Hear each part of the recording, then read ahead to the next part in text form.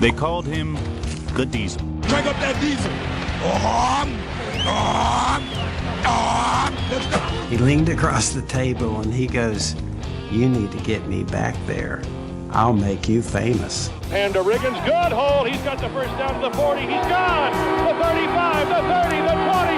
He's gone. He's gone. It's Riggo the Diesel. Hi, it's Larry Michael. I promise you, you're going to enjoy this edition of Riggo the Diesel, part 2 of his sit-down with Dexter Manley, who's doing well. He's recovering from his battle with COVID-19. Next week, a fresh Riggo the Diesel show. Enjoy number 44 with the great Dexter Manley. All right, welcome to this segment of Riggo the Diesel. I am Riggo the Diesel. I'm John Riggins, and I am very pleased to have back for part 2 of the show with Dexter Manley. I think he's one of the all-time most beloved Redskin players in history, certainly one of my favorites of all time. Dexter, welcome back. Hey, thanks for having me, John. Listen, the last time we spoke, we were in your freshman year. Jim Stanley had come down to Houston, recruited you, and brought you up to the university. And, of course, this is where I'm going to wince a little bit, but we're at that part where Elvis dies. Yeah. But I think it was the same day that you got a car. They hand you the keys to a car. Yeah. I want to back up, though, okay, John. Please do.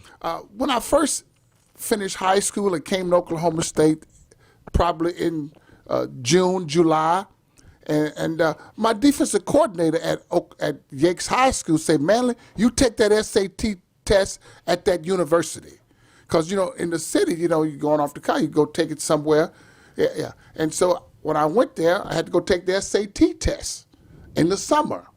And, man, I was walking across that campus knowing that my handicap and I wasn't really you weren't feeling real good about it. Well, I wasn't on a college level. And I had a lot of intrepidation walking to go take that test, that SAT test. And I got in the room. Only thing I can do was, it's only by the grace of God that they accepted me. The only thing I could put on there was my address from Houston, Texas, and my name. And I even probably put the wrong date of birth. But I was accepted. So did you actually take the test?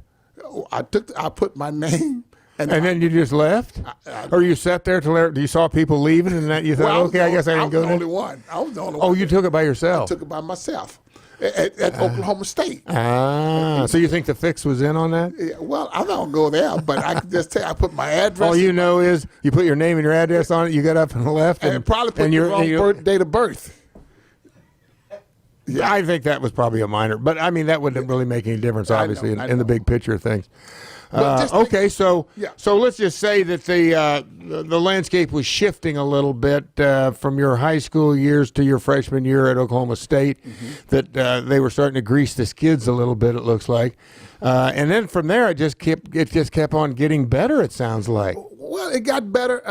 I mean, as far as from where you were, what I'm trying to say from a standpoint of, I'm guessing in high school and how you got to school and all that, I take it you either rode a bicycle, walked, or took a bus. You didn't have a car to drive, or did you? Yeah. Did you have a car your senior year in high school? Oh, no, but no, I didn't have a car. Okay. I didn't have a car. Yeah. So now all of a sudden you get to Oklahoma State and things, like I said, I'll let you take it from there because I got a little insider information from our previous show. Well, that freshman year, being there, I wasn't even enrolled in school yet, but that was the summer. Then I get enrolled in school, and next thing I know, I became in denial that I'm on a college level. I'm thinking I can handle it, but. So let me ask you this: you do the SAT, which you said you didn't actually take the test, right? But now, so you're thinking, I passed the test, so I'm trying to get in your mind of being in denial. So I'm a college student, so let's roll. Right. So you started, you enrolled in do you remember any of your first semester classes that you took? That's where we're going. And Dale Rock was the athletic academic council advisor. He was in the football administration, but I was sort of insulted because I had basketball, bowling, bow and arrow classes, things of that nature. Damn, I did miss out. I should have went to OESU. Yeah. What was I thinking? Yeah. So did you have like rifle range, anything like that? I Trap passed those shooting classes. I mean, I learned to shoot basketball in the hood. But I was a little ticked off. That's why I got an A. Yeah, but I was ticked off because I wanted some like English, math, calculus, all this stuff, microbiology. I couldn't do that stuff. But hey, I was just grateful that I had that's what makes America so great. It's not what the government do; it's what we do for each other. So actually, basically, they were. You took these classes. Obviously, you got good grades in them, I would think. But but at some point in time, I mean, I'm trying to think back in those days. I'm going back to my college days, and I'm thinking you'd had like 12 what they call solid hours or whatever. Yeah. You'd have a class. I mean, were you like let's just I took 12 hours. So you'd have 3 hours of bow and arrow class. You'd go 3 times a week to this class and shoot arrows for an hour at a shot. Like I said, I missed out, Dex. I missed out there. Well, I did shoot bow and arrow, and I bowled. But that was one semester. Then I went to Del Rock. I never forget Del Rock. Then I wanted to take some, am I right, elective? Yeah. Yeah, I want to take some. Well, what was your major? I'm going to guess marketing. PE, huh? Marketing. Marketing. Yeah, marketing. Yeah. For what? For sporting good companies, obviously. Well, I just want. Yeah, okay. I'm trying to be funny. I go back with you. No, when I was getting recruited, I went to University of Houston, and I learned that there's a marketing class because University of Houston have hotel restaurant management. Yeah. That was one of their. Texas Tech's another school that does that. And so I'm thinking, hey, might be something that interests you. You could be a marketing guy. So that's why I came up. So when I went to Oklahoma State, I said, I want to be marketing. And I took those other classes. And finally, but that was your first semester, your freshman year. So now the second semester, what then happened? I started taking English and marketing, a lot of marketing, finance class. And I tell you something. I never missed a class. Oh, that's I was impressive. always up front. That's impressive. I was up front, and I mostly got C's and D's just being in class. And I was able to stay eligible. I stayed eligible because I didn't skip class. I went to class because I wanted to stay eligible. So you had to get. But what kind of, to me, I'm trying to get in my mind where you must have been able to read a little bit. You must have been able to write a little bit because how could have you taken a test if you couldn't read? Well, I was cheating. Okay, so what do you mean? Multiple choice. I see. In the essays, you're sitting with kids sitting next to you, you'd kind of be looking on their paper. Yeah, if it was multiple choice, I could. So on the day that they had class, you sat in the front row. On the day of a test, you sat in the back row. In the middle. Oh, he sat in the middle because you have like a guy, a hunter in a blind. You want peripheral vision, camouflage. You know that as a running back, a lot of peripheral options. vision. A lot of options. Yeah, good idea. And because a lot of that faculty, they all, no matter what level, middle school, high school, college, they all work together. They want the good for the institution of the institution. Right. Of that, and Oklahoma State was the same way. They knew I was an athlete, a football player, and they had more. And that's what they had you there for, was to play football, basically. Yeah. But this is Jim Stanley's still the coach. Oh, absolutely. So you're now. I think you told me this. I think you could play as a freshman. Is that correct? I played as a freshman. Yeah, they had made, because when I was going to school, I'm that much older than you, so it had to. And we're about 10 years apart. Yeah. Somewhere along the way, they went back to allowing freshmen to play varsity football. I started my freshman year. You started your freshman year? Yeah, I tell you where I started. Jim, I never forget as long as I live. We was playing which game? I think that was Florida State in Stillwater. I'm sitting on the bench, and the head coach came off the bench and grabbed me and said, "Get in the game, give me a couple sacks." He put me at nose tackle. And I'm sure he's probably in your area. They used to call me Richard Glover. Yeah, from Nebraska. Nose tackle. And, man, I was just swimming and moving. I went and sacked the quarterback 2 or 3 times and at nose tackle. So that's where I started my freshman year, at nose tackle. But a couple more plays where you getting too high, they running the football. I was downfield, 20 yards. Pushing you all over the place. Yeah, they had me 20 yards downfield blocking me. But Jim Stanley stuck with me. And then my sophomore year, they put me at linebacker. That's why I was a linebacker. Interesting. Played outside linebacker, middle linebacker. But as the term, I cut my teeth in at nose tackle. Is that right? Yeah. You know, I'll tell you an interesting story. Years ago, when I was a freshman at KU, we played four or I should say we played 4 games as freshmen. Mm-hmm. And one of the games we played was we played down at Missouri, and I really hurt my ankle really badly down there, twisted it up pretty good. What year was that?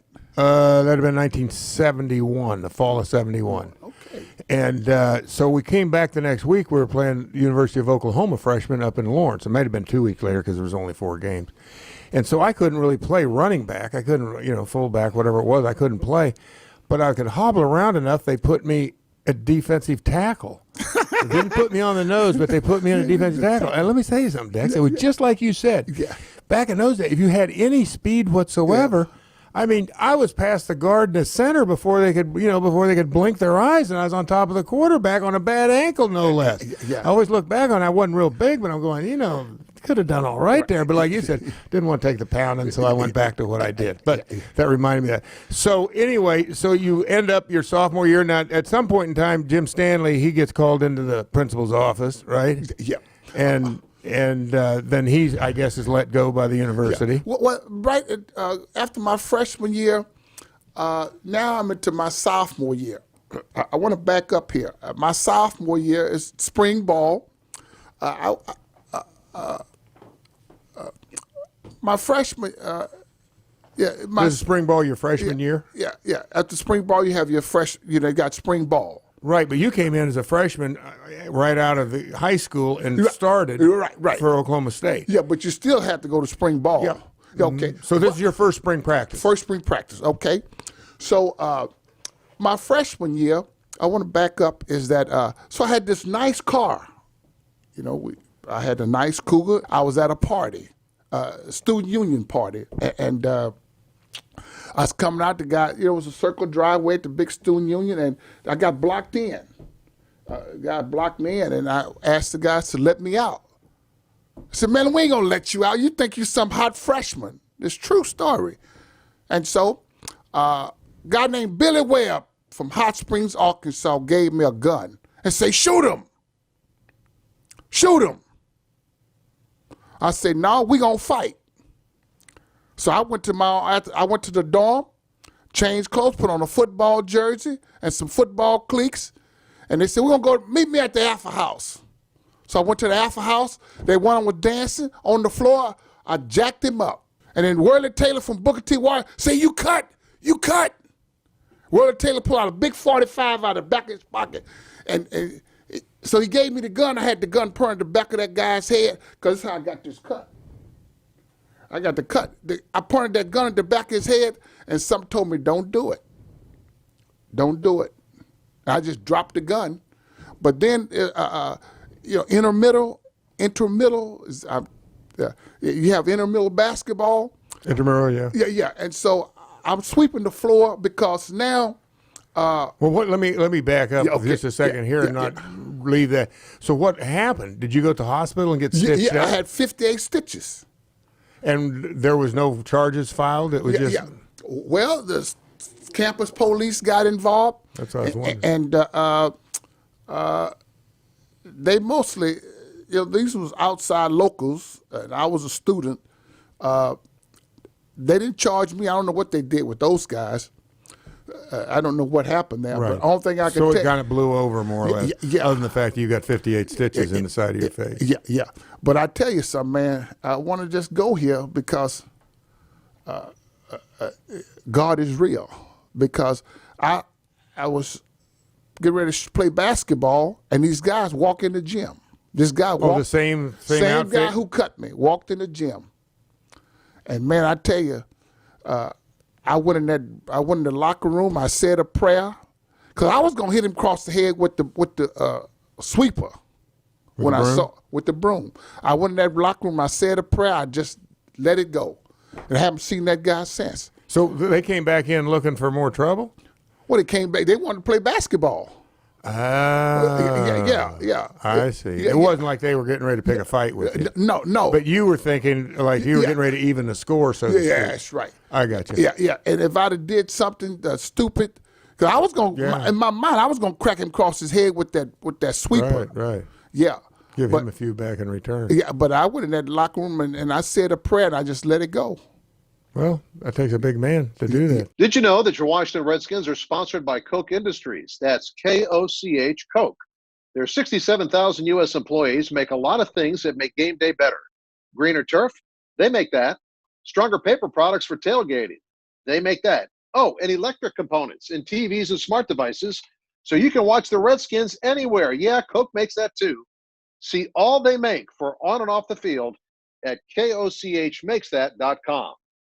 You're ready to drive again. Enjoy the open road with confidence and powerful performance of a new Honda. From stylish turbocharged sedans like the Accord and Civic to rugged all-wheel drive SUVs like the CR-V, HR-V, Pilot, and Passport. With safety features like Honda Sensing, including a collision mitigation braking system, adaptive cruise control, Honda Lane Watch, and more. Get a great deal on your favorite Honda. Contact your local Honda dealer for more information or visit WashingtonAreaHondaDealers.com. John? I got a little message for everybody. As obviously you can see, O'Connor Plumbing. And next week, if you don't like the fact that I wore a hat today, I will be happy to go with the light socket hair that I had last week. Anyway, we all know money's going to be tight in the near future, and you can't wait when you have a plumbing problem. So what's O'Connor Plumbing going to do for you? No payments for 6 months on all services. Get quick on-the-spot credit approval. Convert to a long-term 120-month low-rate APR loan afterwards, plus waive diagnostic fees and 10% off on all services. Don't neglect your plumbing. It's the heart of your house. Call O'Connor Plumbing at 1-833-RIGGO-44. Ladies and gentlemen, stand back and watch the Phoenix rise from the ashes. Stand back. It's Riggo the Diesel. So now it's spring ball. I'll never forget. Spring ball. I was a linebacker then, and I had to do it. My face was taped up. I had 58 stitches in here. And so you still had to put a helmet on with all that? There you go. Right. And the coaches didn't let me off, but I want to share something with you. And the guy came here to be a scout here with the Washington Redskins. What's that linebacker? He came from Iowa. Came from. Was it our year? It would have been after. Yeah, it was after. This about maybe 6-7 years ago. He was a scout with the Redskins. Not sure. I can't think of his name. He was my linebacker coach. Anyway, I had a certain drill up this way, and I went and hit make a certain drill, and I got hit on the face. And then he comes screaming and hollering all over me. You're so-and-so, get up. Telling me to get up and all that kind of. And Jim Stanley came on and said, don't do that to him. Don't do that. Yeah, because then. College coaches, I don't know. I wasn't impressed. Yeah. But see, I'm from the hood, and see, if I retaliate, I wouldn't be in that university. But some told me that just take it. Just take it. Tolerate this abuse that I'm going through. Right. But I really appreciate Jim Stanley, how he came to my aid. Mm-hmm. And that guy didn't, Larry Coryell, something like that. That was his name. But so you get through spring practice. Yeah. And then your sophomore year starts, and I take it now. Where are you playing? And I got to believe you're still starting. Yeah, I was a linebacker. You were starting linebacker your sophomore year? I was outside linebacker. Yep.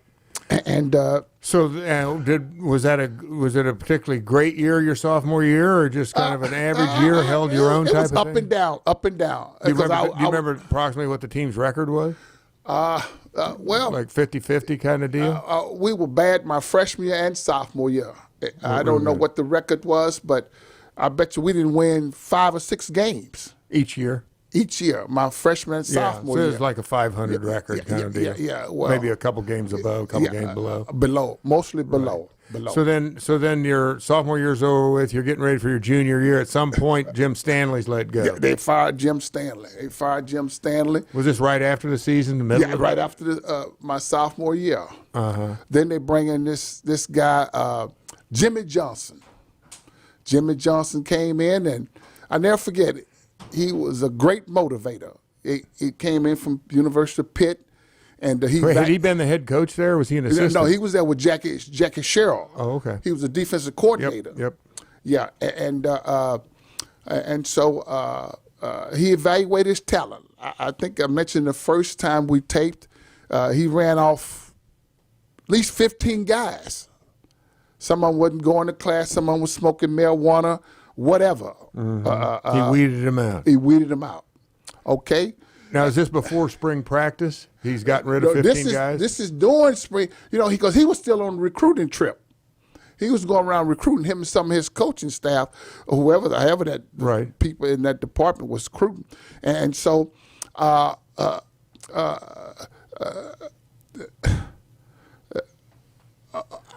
Oklahoma State, that was a slush fund. And I was getting so much money a month. From Jim Stanley? Yeah, from the university, from the boosters. Right. Yeah, it would come every month. And finally, when they fired Jim Stanley, NCAA came down, all that was shut down.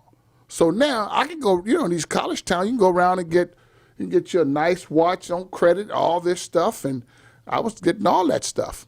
But I also had to pay. But when they cut the slush fund out, couldn't pay. And now Jimmy Johnson came in, and he was getting a lot of calls about me because I wasn't paying. Couldn't pay. And so he said, Manley, you're on probation.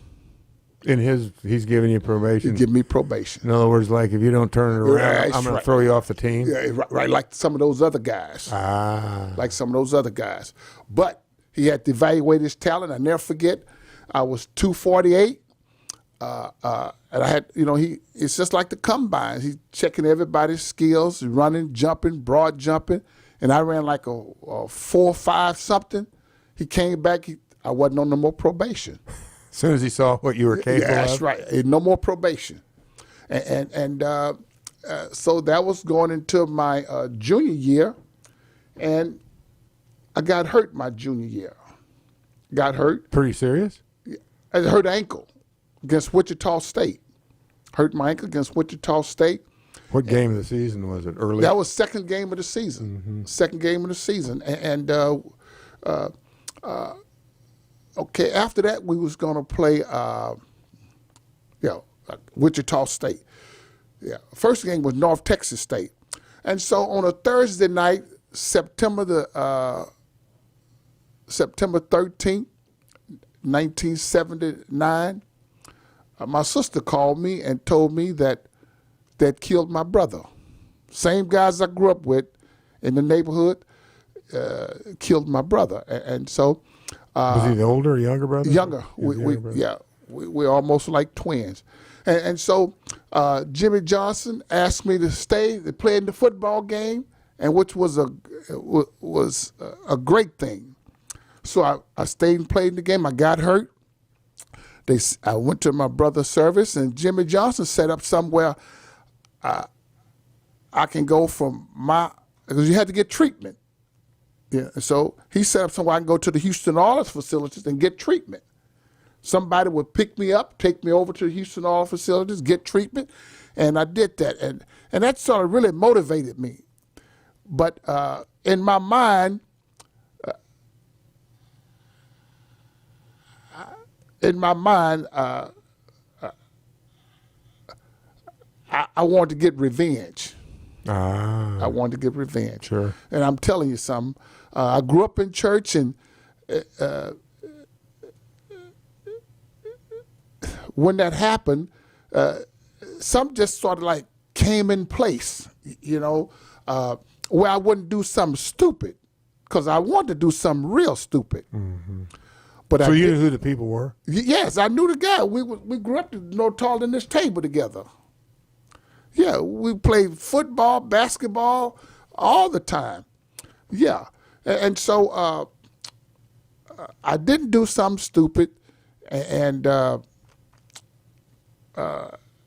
just have to thank my higher power because. So you had what they call an epiphany. Yes. Where you realize that this isn't what I really want to do. It ain't worth it. Do you know that was on a Friday night? I'll never forget as long as I live. And I don't want to get too hyped up, but that Saturday morning, my brother and those same guys, they were shooting at each other, going to the store. They were friends all of a sudden. Yeah. And you know what I did? I packed my bags that Saturday morning. I went back to Oklahoma State. And I said, I'm done. I can't do this. Yeah, this is crazy. Yeah, it's crazy. I left. I packed my bags. I left. I told him to take care of himself. And then in that September, they called and told me he got killed. And so what I'm just saying is that. So you went to the service, you were getting treatment down there at the Houston Oilers, and then when you were done with that, then you went back to the school, and the football season was still ongoing, so I take it there was a week in between there. Were you there for the following game that next week? Well, good one. We was playing University of Arkansas, and I tell you something, that Jimmy Johnson gave a talk, man, like it was motivating. He was a good motivator. He can really talk. I mean, he can really get you fired up. And I was on one leg, and I got fired up. I think I got up, ran to some, and I wasn't going to play because I couldn't play. You know, I was getting treatment. But he was a great motivator, and didn't play. We didn't win the football game, and that was pretty much it. But Jimmy Johnson kept telling me, we're going to find those guys who killed your brother. We're going to arrest them. You know, it's the kind of guy he was. and Did they ever? Yes. They did 50-some years in prison. And now, hold on. Another guy who set my brother up, I never forget.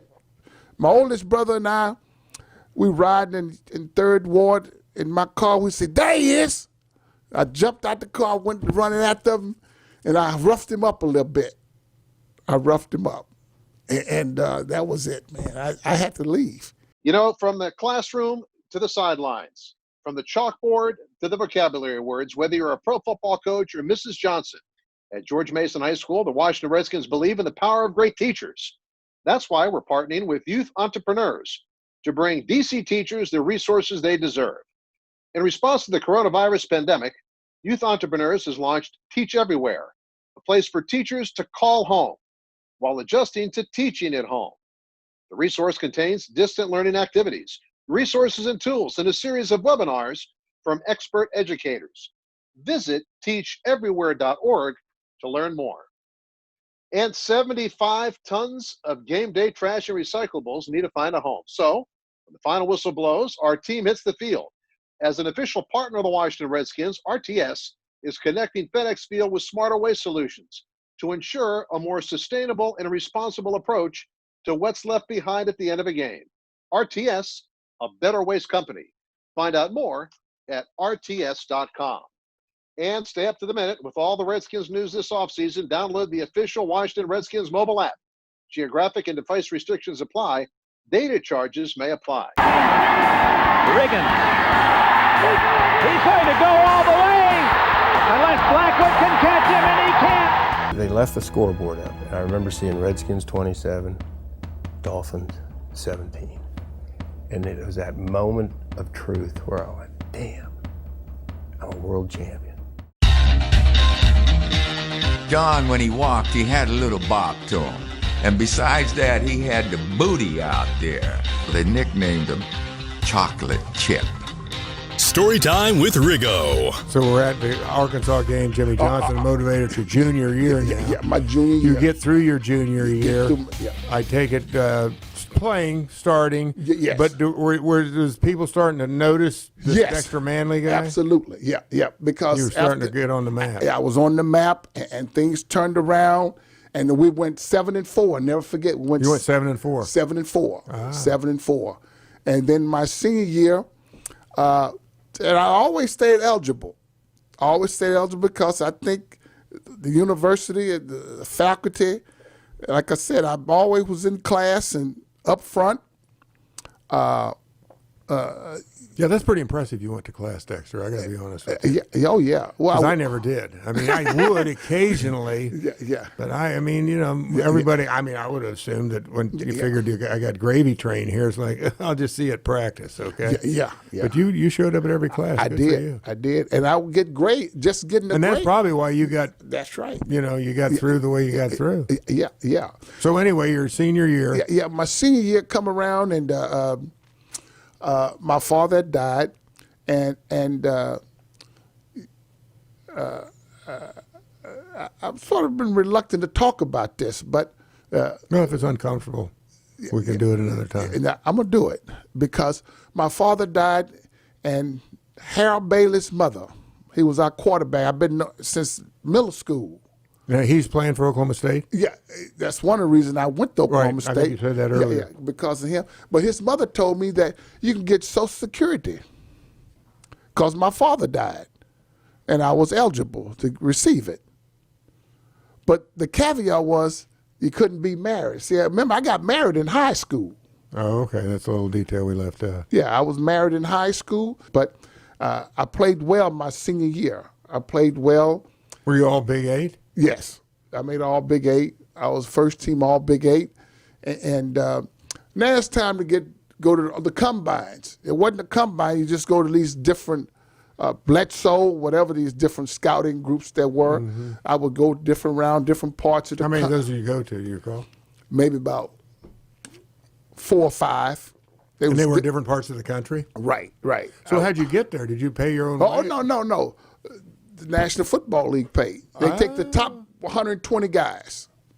Top 120. So that you were constantly being tested. Yeah, right. I mean, you said you went to 4 or 5 of them, yeah. And this is where I was in Tampa, Florida. Mike Allman. Sure. Yeah, Mike Allman and Bobby Beathard pulled me out of a room. I was taking another test. Didn't do well. But Bobby Beathard took me up to his room, and told me that he told me this. He told me he wanted me he gonna draft me. He gonna draft me, and that him and Mike Allman. Okay, and I tell you the truth, they did tell me about Coy Bacon.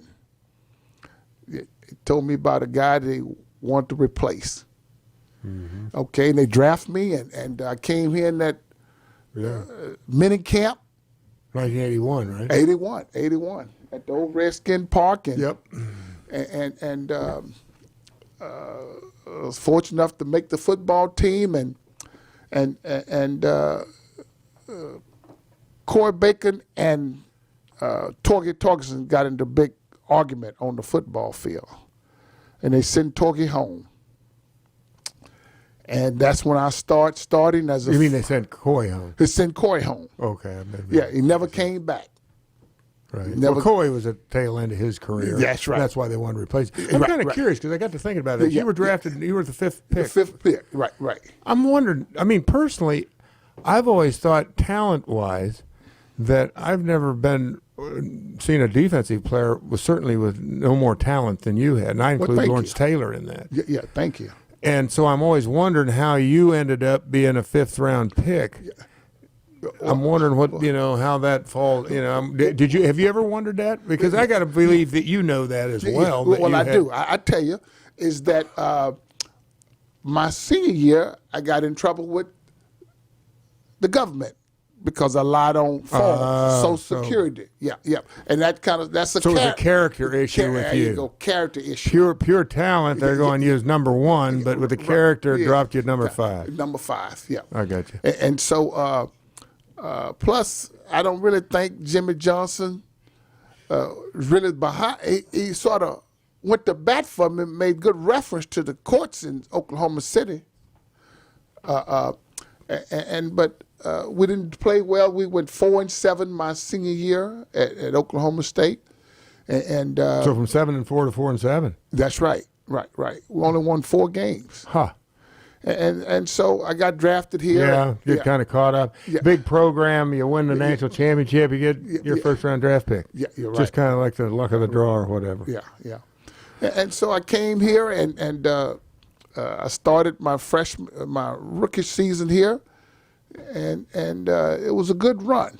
Watch you running. Well, you didn't see a whole lot. Your rookie year, I was like the second, third, maybe fourth team back, if you recall.